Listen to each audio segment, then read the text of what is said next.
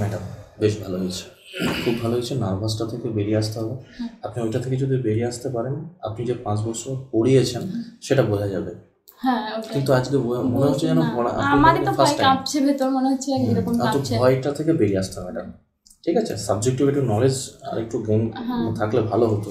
হ্যাঁ, মানে পড়তে হবে, পরীক্ষা দিয়েছি, এই তো বসে আছি, ভুলে গেছি। তবে এই হাত এত ছোটাছুটি করা যাবে না, হাতটা কিন্তু হাতের জায়গায় রাখতে হবে ম্যাডাম। ইন্টারভিউ দিকে হাতের এত মুভমেন্ট আসবে না, ঠিক আছে? তাছাড়া ঠিক আছে, চলুন। হাসি হচ্ছে সেই ওষুধের মতন, হ্যাঁ, প্রয়োজন পড়লে দেওয়ার দরকার আছে।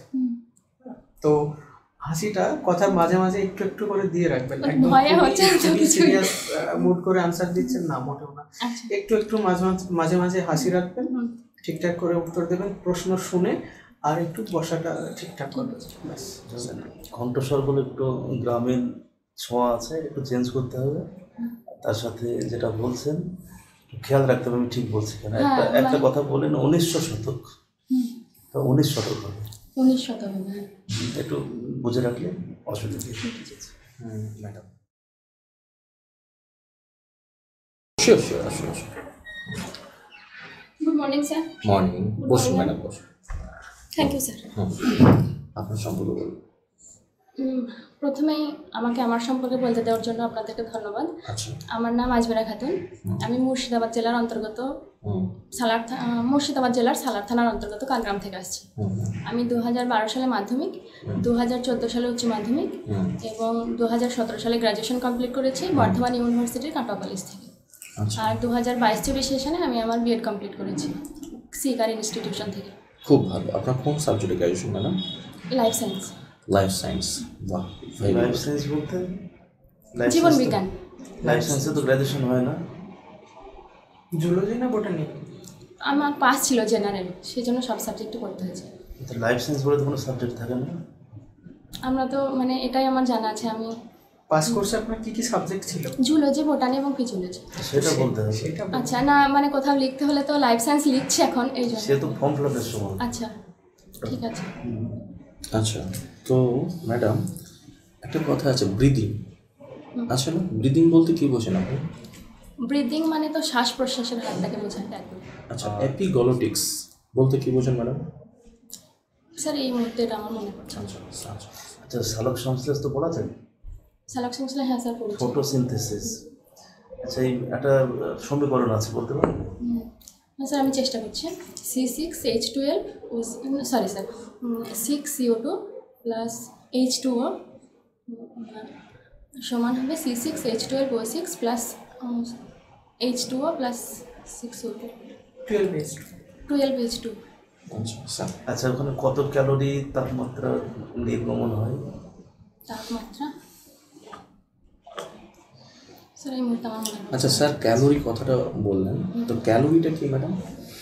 ক্যালোরি মানে আমরা যেটা গ্রহণ করি, শক্তি যেটা আমাদের শরীরে মানে কাজে লাগে, যেটা সেটাই হচ্ছে ক্যালোরি।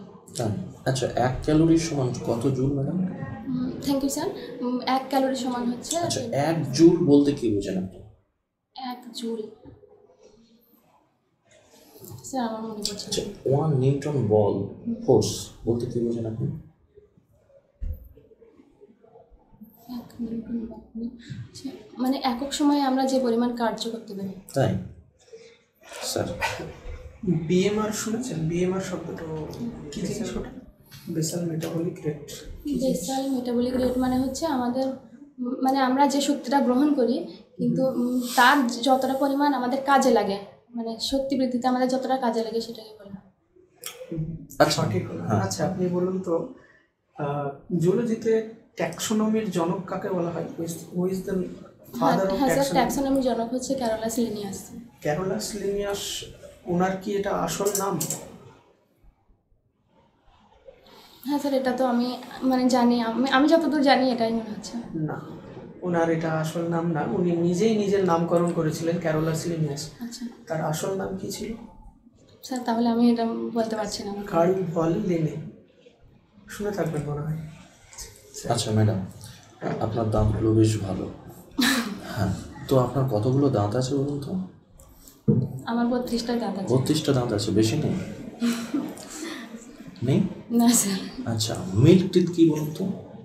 মিল্ক মানে যেটা মানে দুধের দাঁত যেটাকে বলা হয়, মানে আমাদের জন্মের পর মানে যখন দাঁত গজায় তো সেই দাঁতটাকে বলা হয়, সেটা আবার পরবর্তীতে ভেঙে যায়। মিল্ক টিথ সংখ্যা কত? স্যার আমার যতদূর মনে পড়ছে 24টা। 24টা? তাই?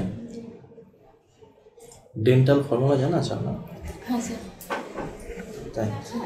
আগের দিন তোমাদের হিমোগ্লোবিন, অ্যান্টিজেন, অ্যান্টিবডি এগুলো পড়িয়েছিলাম। তো আজকে আমরা করব আমাদের যে ব্লাড আছে, তো তোমরা তো জানো আমাদের যে ব্লাড আছে, তো ব্লাডের রং কিরকম হয় বলো তো? লাল হয়। তো এই ব্লাডের রং লাল, কিন্তু তোমরা কি জানো আমাদের যে ব্লাড, তো তার অনেক রকম বিভাগ আছে। যেমন তোমরা আইসক্রিম খাও, আইসক্রিমের অনেক রকম ফ্লেভার হয়, আবার চকলেট খাও তারও অনেক রকম ফ্লেভার হয়, চকলেট ফ্লেভার, অরেঞ্জ ফ্লেভার এরকম। তো ব্লাডের অনেক রকম বিভাগ আছে, তো সেটাই আমরা জানবো। আচ্ছা তোমরা কি কেউ জানো তোমাদের নিজের নিজের ব্লাড গ্রুপ? না। আচ্ছা তাহলে তোমরা জেনে নেবে, আমি বলে দিচ্ছি। তো এই যে ব্লাডের গ্রুপ বললাম, এগুলো মানে এর আসল রহস্যটা কি, তো সেটা সম্পর্কে আজকে আমরা মজার ছলে শিখবো, বুঝতে পেরেছো? তো এই যে ব্লাডের গ্রুপ, তো এটা জানার দরকার হলো কেন? আসলে তার জন্য একটা ছোট গল্প বলি, সবাই মন দিয়ে শোনো। তো 1900 শতকের আগে যখন কারোর শরীরে ব্লাড দেওয়ার প্রয়োজন হতো, মানে কারোর ব্লিডিং হয়েছে, তো রক্ত কমে গেছে, তো তাকে রক্ত দিতে হবে, তখন দেখা যেত ব্লাড দেওয়ার ফলে অনেক পেশেন্ট মারা যাচ্ছে। তখন বিজ্ঞানীদের মাথায় এলো যে পেশেন্ট মারা যাচ্ছে কেন? নিশ্চয়ই আমাদের সবার রক্ত সমান নয়, কিছু তো আছে এর মধ্যে, সেই জন্য পেশেন্ট মারা যাচ্ছে। তখন বিজ্ঞানী ল্যান্ডি স্টেইনার 1900 খ্রিস্টাব্দে আবিষ্কার করলেন যে আমাদের যে লোহিত রক্তকণিকা আছে, তো লোহিত রক্তকণিকার রং লাল হয় কেন বলেছিলাম আগের দিন? হিমোগ্লোবিন থাকার জন্য। তো এই যে হিমোগ্লোবিন তোমরা জানো ডাম্বেল শেপের, তো এই হিমোগ্লোবিনের কোষ পর্দায় এক ধরনের অ্যান্টিজেন থাকে। এই অ্যান্টিজেনের উপস্থিতি এবং অনুপস্থিতির উপর ভিত্তি করে বিজ্ঞানীরা রক্তকে 4 ভাগে ভাগ করেছিলেন। তো এবার এই যে হিমোগ্লোবিন, তো যার কোষ পর্দায় অ্যান্টিজেন এ থাকবে,